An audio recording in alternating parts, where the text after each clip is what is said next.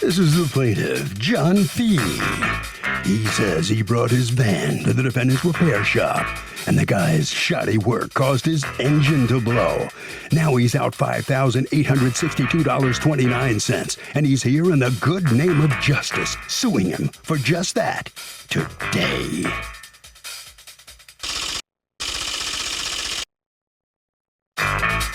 This is the defendant, John Blanton. He says the belligerent plaintiff kept coming into his shop complaining about the engine he installed in his van. But when he checked it out on the computer, everything came back with a clean bill of health. The guy got crazy in his shop. He had to call the cops on him. And there's no way he's paying for another new engine. He's accused of not fixing things right. The defendant has filed a countersuit for $2,000 for harassment. All parties, please raise your right hand.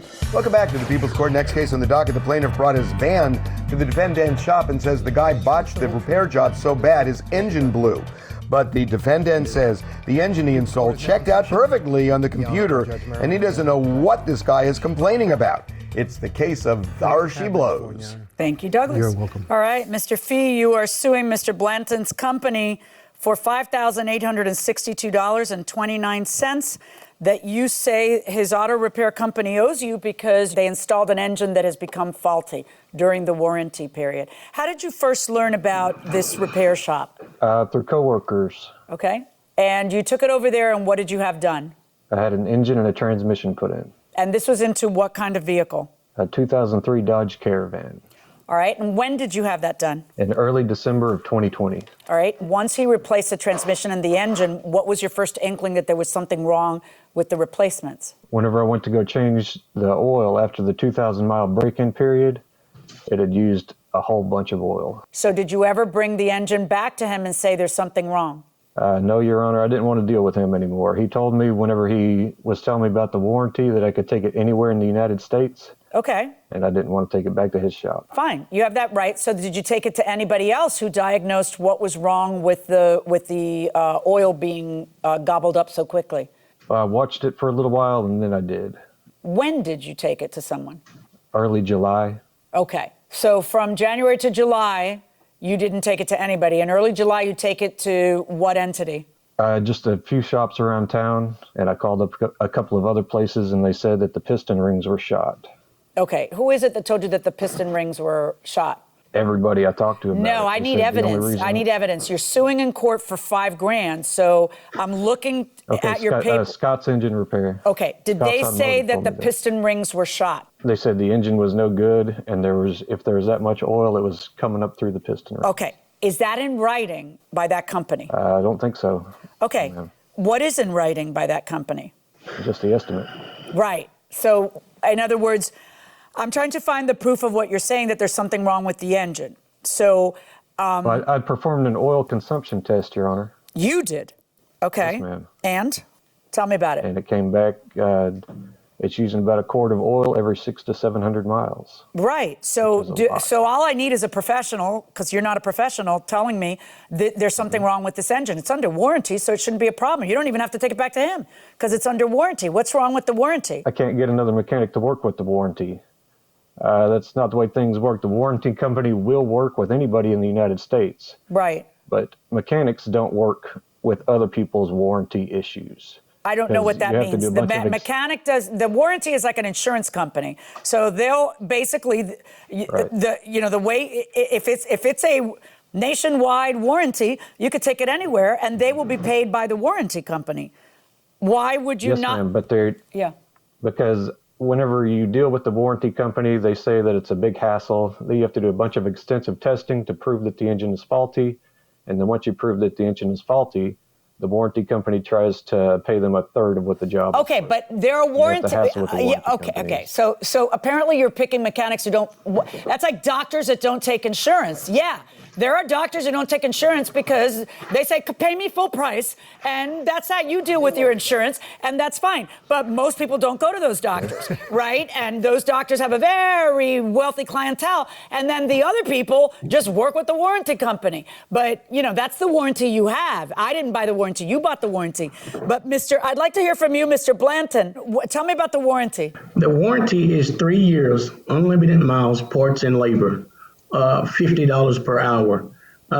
When he called me, oh God, probably 6 or 7 months later. And he said, I got a problem with the engine. And I say, well, what's going on with it? Bring it to me. Let me check it out and see what's going on with it. That's the first words came out of my mouth. He said, well, okay, I don't ever want you under my hood. I don't want you touching my vehicle ever again. I said, well, fine. You have a warranty on the engine and transmission, 3 years. You can take it anywhere you want. So I'm assuming he took it somewhere and had it checked out. So I don't know what happened to that, but I drove the vehicle. I put a So he did. Why was he mad at you and didn't want to bring it back to you? He said that I damaged his throttle cable. Quite a bit of things he said that I did to the vehicle that was not true. He's very hard to work with. And actually, I would have benefited by removing that engine. If it was bad, I would have got paid for it. Right. But there was nothing wrong with the engine. How do you know there was nothing wrong with the engine if he never brought it back to you? No, ma'am. He did bring it back. After we had that conversation that he didn't want me to touch his vehicle again, he called me back about a week or two later, and we started talking again. And then his exact words, John, will you please fix my vehicle? So at that point, I kind of felt bad. I said, yes, just bring it back to me. Let me check it out. Okay, so now at first you had said no, right? I did. I did why? Say no. Well, it's basically just the way he talked to me. So he said he didn't want me back under his hood. So he didn't want me touching his vehicle. He hurt your feelings, and you were offended. He did. Yeah. Okay. And then I told him, well, look, I'm going to hold you to exactly what you told me. So after he brought it to me, I put a snap-on scanner on it. There was not any engine codes in that vehicle other than a catalytic converter. Okay. I did a compression test. It had good compression. I checked for carbon on the spark plugs. There was no carbon on those spark plugs. I don't know what Mr. Freed's problem is or what the problem is with the engine, but I didn't find anything. He said the car was smoking. He had oil coming out the tailpipe. What he had is when cool weather and warm air meet, you get steam. That's the only thing. There was no blue smoke. After he picked the vehicle up, he took it to a company. Ed replaced the catalytic converter on the vehicle. How do you know? I saw the vehicle there. I know Ed. I know people that goes to Ed. He has the catalytic converter. That is key. He should have brought that catalytic converter to court. That would prove if this engine is using oil or not using oil, because the converter is going to be full of oil. Not only that, he said he had oil coming out of the tailpipe. There's no oil coming out that tailpipe. So I'm not sure. Another thing, I still want Mr. Freed, whatever's wrong with that vehicle, to have that vehicle fixed if it needs to be fixed. But it's nothing wrong with it. The day he came by my shop, he came by 2 times prior. Before we had the incident, I had to call the police. And when he was there, Your Honor, I called. Hold on 1 second, Mr. Fee. When he was there, what? One of the reps from AutoZone was there. He's the territorial manager. And he asked me, was this guy using this vehicle as a commercial vehicle? And I told him yes. But I asked him not to say anything about it, because if they find out he's using it as a commercial vehicle, that voids the warranty. Okay. But I'm not going to say anything about that. Well, you just did. I don't know, on national television. I'm sorry. I apologize. I'm so sorry. Are you? Okay. So now let me see the warranty a moment. I want to see the actual warranty and see what the problem is. Okay. Well, the warranty is what the warranty is. You got the warranty when you paid for the job, so you know what the warranty is. If you can't find a mechanic willing to do it for that, buy a better warranty. An extra warranty, something, or you pay half, they pay half.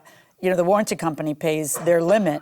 But that is the warranty that you have. What I need from you, though, is, because he's right about that. He would get paid for all that work if there was something wrong with the engine. All I need you to do, Mr. Fee, is prove to me there's something wrong with the engine.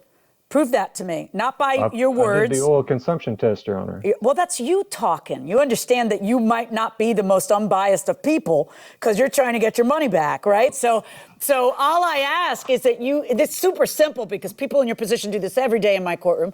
They just bring me something that shows that someone else looked at it and said this engine's defective. In which case... I just spoke to people. Yeah, that's called hearsay in court. Well, the mechanics I spoke to told me... Yeah. That's what happened. Yeah, you kind of get it in writing. But let's assume you had that in writing in front of me. Then what would be the problem? You're still supposed to go through the warranty that you have instead of suing him because you have a warranty. And you're still suing him. Well, Your Honor, I can't find another mechanic that will work under that warranty. I don't know what to tell you. They want more money than what the warranty offers. That means some of this may come out of your pocket. Yes. Or he could fix it if there was a problem. Or you could prove to me that there's a problem. I don't even have that. I don't even have you giving me anything from an expert saying this is defective. Because I know, because Ed told him, that you went over there and got the catalytic converter, which is what he said was the only code. And you went somewhere else and got that done. So I don't even know that your car is still smoking or that there's still, I don't know anything because you brought me no evidence. So based on that, I got a counterclaim. It's never a clean one, is it? All right, what is your counterclaim about? You're counterclaiming against him $2,000 for harassment. Tell me about it, Mr. Banton. He came by the shop 3 times. That third time, I just had enough. He would come over there periodically, run into the vehicle, getting back in his vehicle, leaving, coming back the next day, going to the vehicle, and it just kept going and on. And finally that day he came over there, he asked for a receipt. I say, look, you done already sued me. There's nothing else for us to talk about. So we started arguing. And the next thing you know, I told him to, get your car, get off my property. He wouldn't leave. So we got into a shoddy match. I couldn't leave. The car wasn't running. Okay, so what happened? Mr. Free. But you can still leave whether the car's running or not. You got there somehow. He drove another. Yeah. Yes, he drove a van over there. He would not leave, Your Honor. Okay. He sat there in my parking lot even after we had got into an argument and called the police. And he told the police that I threatened him. They was witnesses there. I did not threaten him. Yes, I said a few choice words to him. What were the choice words you said to him? I asked him to get off my effing property. Okay. Your Honor. Okay. I did that. And we just started arguing. And finally, I just called the police. And the police got there and they talked to him. And whatever, I don't know what they told him, whatever they told him, he didn't like it. And the police turned around and was walking towards me. And he yelled out, F-U-M-F. And they turned back around and said, hey, leave. And I said, F-U-M-F.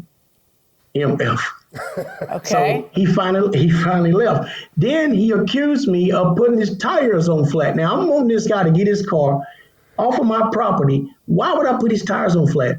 His tires was bald, Your Honor. I sent you pictures of him. The car had sat there for a month and a half. Why had the car sat there for a month and a half? Why had the car sat there for a month and a half? There was one tire that was bald, and that was the only one with 30 PSI. Why had the car sat there for a month and a half? Well, basically, to be honest, part of it is my fault because I didn't contact Mr. Free. I figured he would just come and get his car because I was just tired of dealing with him. I really was, because there was no reasoning with him. Mr. Free is the type of person, one day he's one guy, the next day he's a different guy. One day he looks like a human being, the next day he's got a blue beard. So I don't know what.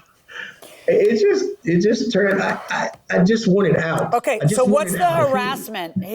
I'm still not seeing $2,000 worth of harassment. Just continuously to come to the shop, Your Honor. Yeah, but his car was there. Just basically continue. All right. Yeah. So you got him out of there. All right. On your lawsuit against him, 0. On his lawsuit against you, 0. Good luck, gentlemen. Thank you.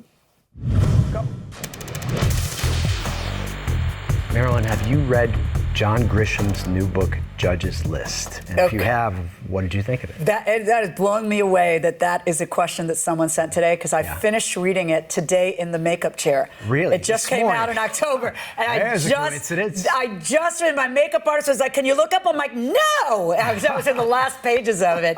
And yeah, he's a great storyteller. iPad, right? I was reading it on my iPad. I read everything on my iPad, which is funny because our kids prefer books and you and I prefer iPads. Yeah. Which is not usually the way, but we travel too much, so I have to have it. But and plus I need to make the print real big. But he's just a great storyteller. He's an attorney. He's very compelling in the legal sense. He takes a lot of poetic license. It's good storytelling. It's good storytelling.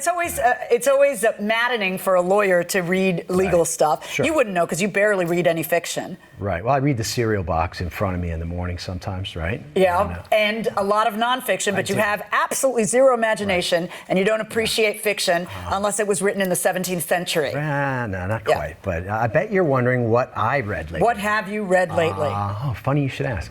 I just finished a book called The Splendid and the Vile that was recommended to me by somebody about Winston Churchill. If you like history, if you're a history nerd, pretty fun stuff. You're pretty much of a history. I am a nerd, that's for sure.